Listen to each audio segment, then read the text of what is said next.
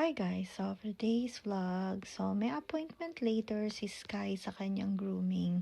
Pero later pa yon, so mga 5:30 pa ng hapon.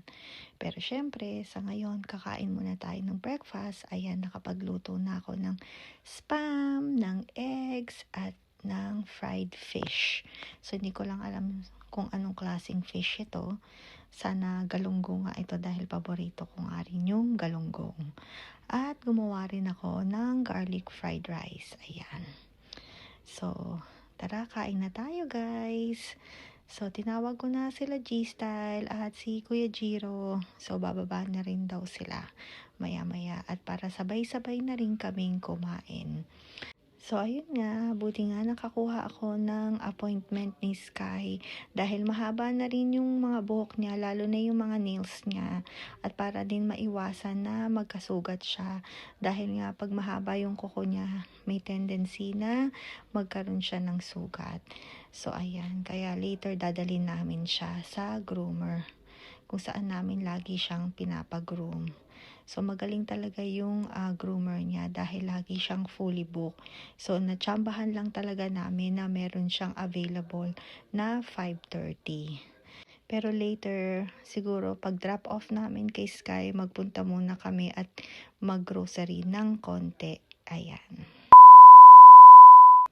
So, ayan, nagpamerienda si G-Style at bumili siya ng donuts, sugar donuts sa Starbucks. Ayan, bali pumunta silang dalawa ni Kuya Jiro dahil nga yung Starbucks malapit lang din sa bahay namin. Ayan, at in-order nila ako ng pumpkin spice latte. So, ayan. So, and then, hindi ko alam kung ano yung mga in-order nila. Siguro, caramel macchiato, hot caramel macchiato yung kanila. At saka, I think, frappuccino yung kay Kuya Jiro. So, ayan. And then later, ayan, naka-ready na ako dahil nga, di ba, i-drop off namin si Sky sa groomer niya. Ayan, si G-Style, nanood ng TV. So, ayan na. Let's go! So, tingnan nyo guys, mga 5 o'clock lang to ng hapon, pero mukhang 9 o'clock na ng gabi. So, ayan, ida-drop off namin si Sky sa kanyang groomer, and then mag-grocery lang kami ng konti. So, ayan, malapit lang din naman yung groomer niya dito. At ayan, na-drop off na namin si Ate Sky, at ayan, nandito na kami sa grocery. Ayan, kuha lang tayo ng basket. Ayan, nauna na si G-Style. Ayan. Dahil maganda mag-grocery dito kasi nga mura lang siya. Ayan. Tingnan nyo magkano lang yung mga sibuyas dito at garlic. Murang-mura. Ayan. Ang daming tao dito guys kasi nga mura lang siya. Ayan, tingnan nyo, paubos na dahil late na rin. Pero meron pa rin. Usually dito kami bumibili ng mga pangsahog kasi nga mura lang. Ayan, tara. Punta tayo banda doon, tingin tayo. Actually, naghahanap din ako ng fish ball, squid ball, at saka yung noodles. Ito, yung cup noodle na pinatikim sa akin dati ng ating coworker.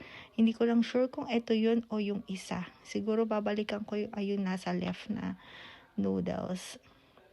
So, ayan, tinitingnan ko nga, hinahanap ko kung nasan dito yung fish balls, squid balls, at saka minsan meron silang kikiam dito. Pero sa tingin ko wala. So, bihira lang siguro meron sila, tsambahan lang. Ayan. Pero usually, meron sila yung squid ball. Ayan. Fish ball, wala. Kasi, alam nyo naman, pang Pilipinas lang, diba, yung fish ball. Pero, tinignan pa rin natin. So, and then, ayan. So, bibili tayo nitong yakitori. Ayan. So, ito yung nasa gitna, yung kukunin natin. Dahil yan yung familiar tayo. Hindi ko alam kung ano yung nasa left at saka yung nasa right. Baka parang pareho lang din. Ayan. Ayan, tingnan nyo, ang daming mabibili dito. Mga kung ano-anong spices, yung mga sauce. Ayan. Noodles. Ayan. Ayan. Ayan pa yung iba, may mga green peas, yung mga frozen na broccoli. Ayan yung mga spices nila dito. Pero hindi tayo bibili niyan. Titingin lang tayo. Tsaka ito yung mga coffee nila. Ayan, mga Blendy, Maxim. Ayan, at kung ano-ano pa. May tea, ayan. Meron pa tayong tea, so hindi muna tayo bibili. Ayan si G-Style. Nagtitingin din kung ano pa yung pwede namin bilhin. So, ayan. Nakapagbayad na si G-Style. At meron kaming eco bag na binili namin sa SM. So, ayan. Talagang gustong-gusto ko yung mga eco bag ng SM, guys. Kaya nga parang nagko-collect din ako nito. Kaya pag umuwi ako sa Pilipinas, bumibili talaga ako ng eco bag dahil napaka-useful talaga dito. Ayan, tingnan nyo, oh. Diba? Isa lang yung dala ko, pero dapat pala dalawa. Next time, laging dalawa yung dadalhin natin. So, may 30 minutes pa. So, sabi ni G-Style, daan muna daw kami sa Sebio. Ayan, tara guys, samahan nyo kami. So, ayan, nandito na tayo sa parking at mukhang mataas at matarik ang parking nila dito. Tingnan nyo guys. Parang nalulula nga ako eh. So, ayan. Ano kaya? Isa pa ata. Ayan, tingnan nyo. Ayan, napakatarik, diba guys? Anong masasabi ninyo? Ayan, meron pang isa. Isa pa. Pero tingnan nyo yung mga building doon. Napakaliwanag. I think mga condominium yung mga yan. So, ayan. Isa pa. So, hanggang kailan kaya ito? Napakataas pala ng parking nila. So, ayan. Finally, nandito na tayo. So, magpa-park tayo. And then, papasok na tayo sa loob.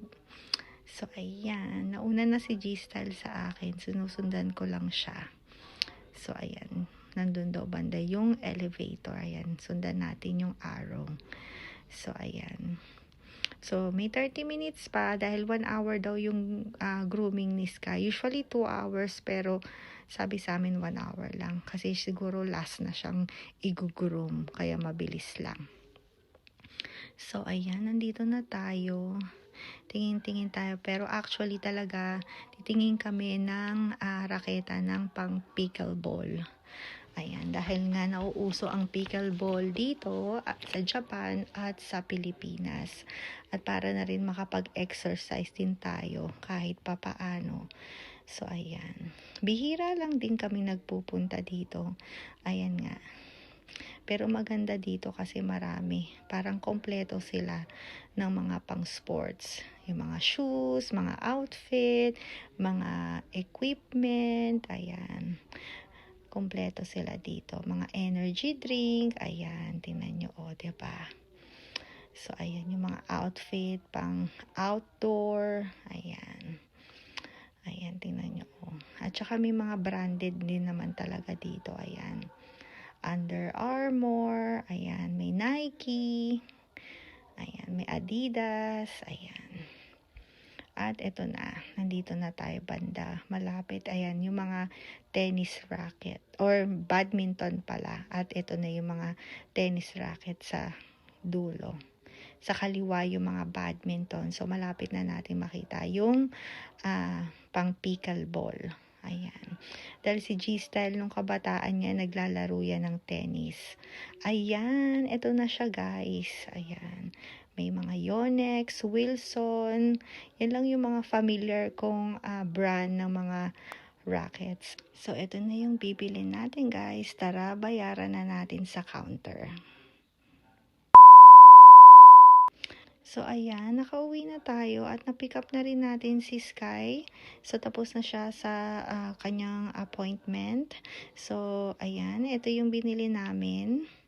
Dahil beginner pa lang kami ni G-Style. So, ito muna yung pagpapracticean namin. Ayan. And then, pag talagang nakahiligan na namin, ayan, bibilin tayo ng mas advanced na raketa. So, ayan, i-flex ko lang sa inyo. Talagang na-excite din ako. Sana nga hindi umulan next weekend para makapaglaro na kami ni G-Style. At, ayan, nakapagluto na rin si G-Style netong ulam namin. So, ayan, parang chop suey siya na may shrimp. And then, ayan, may fried din kaming shrimp dito at may lemon. So, ayan. At meron din kaming fried chicken. Dahil inaalala namin lagi si Sky dahil gusto niya talaga ng fried chicken. Pero yung white meat lang yung kakainin niya. Tatanggalin namin yung skin.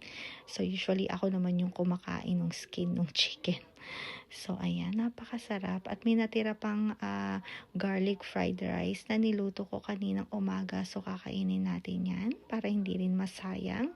Dahil masarap pa rin. So, nainit ko na yan, guys. So, ayan. Kain na tayo ng dinner. So, anong dinner ninyo, guys? Comment down below. Ayan. And then, sana nga, sabi ko nga kay Giselle, sana next weekend, hindi umulan para makapag-pickleball na rin kami. Kasi siya mismo ang magtuturo sa aking maglaro. Dahil nga, familiar siya sa rules, dahil nga naglalaro siya ng tennis. Ayan. At ginugol na rin namin, or ni YouTube namin, paano maglaro. So, hanggang dito na lang muna. Thank you guys for watching. See you guys next time. Bye, guys!